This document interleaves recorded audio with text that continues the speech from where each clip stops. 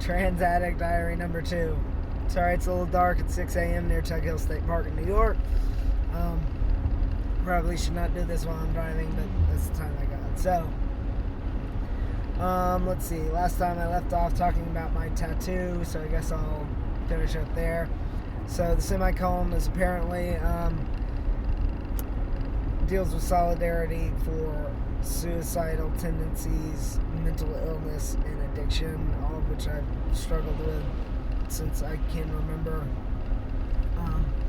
Like I said, it was right near the death date of my friend Emily, which I'll talk about later. Anyway, it was an early night tonight. I'm driving back on my ungodly commute. It's the first job I've had since 2014. Right now it's November the 23rd. It's the Monday before Thanksgiving in 2020. 6 o'clock in the morning. Last job was, a moving company. Got fired right before I had started my stints in jail in 2014. The only reason I knew that is because the stimulus check came up this year, and I needed to have a tax return. So the last time I saw that I got any money was 2014. Anyway, the only other job I've had since was with voc rehab, but mystery in a bag, with other disabled people. So this is a legitimate job. I've lasted 2 weeks. It's a trial work period because if I work too much, then I lose disability, which scares the bejesus out of me. Because it's always been, not always, since December 2014, which is the first time I went to girl jail through my addictions. Right after I lost my job for various reasons, drugs, alcohol. I can go into that later. I think it's the only job I've ever been fired from, actually. Because usually I'm a hard worker. People now probably think I'm a lazy fuck because I've been on my back for 3 years convalescing through my recovery from drug addiction. So speaking of drug addiction, I've been having drug dreams lately, which is weird. One of the reasons why is because I usually don't dream unless I'm really low on my medication, and I'm not. I haven't had really fruitful sleep because I started work at it's called the sunrise shift. It starts at 3 o'clock in the morning, but it takes me almost 2 hours to get there, which was kind of ambitious for my first real job in the last 3 years, especially because it's very physical. It's moving boxes. All I've been doing for years is playing games, and so I met my lovely fiance playing games, which is funny. I always used to see people coupled up on the streets, and I was wondering, what's the matter with me? There's all these people that are in the depths of their addiction, and they have someone, and I didn't know because, like I said, I went to girl jail on and off for 2 years between 2014 and 2014, 2018 maybe. I was very popular in girl jail, probably because of the way I looked. They probably thought I was very studly, which is a term for very masculine. My device is overheating. Let me turn off the heat. Okay. Women, which are usually more masculine than me. I don't really characterize myself as that masculine, which is a whole other discussion. I am probably more so than that average female, whatever that means. Anyway, so I made it through a week and a half. The weather's holding out. I heard it was could get up to -20 here, which is weird, because I've driven all over the country. I've had my driver's license for 25 years, something like that. And I've driven all over the country. I've been to California several times, from Alabama, Seattle. I drove back from Seattle for 5 days with no radio, no air, and the window stuck this far down. That was fun, but I was young and I was free, and I could call my parents from Western Union anytime I wanted, which now my mom's dead. She died while I was in the thick of addiction, really.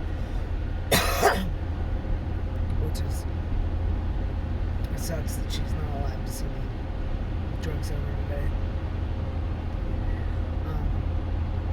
But hopefully she's with her Jesus, and I don't know about anything religious personally. I did read the whole Bible when I was in jail, though. Anyway, let's see, where was I? Okay, drug dreams, right? So usually when I'm low on my medication, I dream. And there it goes again. But I haven't been. I've been taking it very regularly. I'm on different meds than I used to be. It's pretty simple. It's Abilify, Lamictal. Abilify is a mood stabilizer. Lamictal may also be Celexa, which is an SSRI, which is a selective serotonin reuptake inhibitor, which is just an antidepressant. And a statin. And the reason they put me on a statin to reduce cholesterol is because my cholesterol's been high since I was a kid. And they make you take it in order to... They make someone like me with high cholesterol take it when you're on testosterone, because the testosterone naturally increases cholesterol. So in order to stay on the testosterone, they want me to be on a statin. Which... my dad really doesn't believe in me on statins for whatever reasons.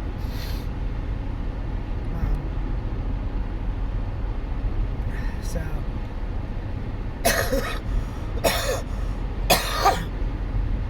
sorry. I said King Bees made me sick. I think everybody at work sick too.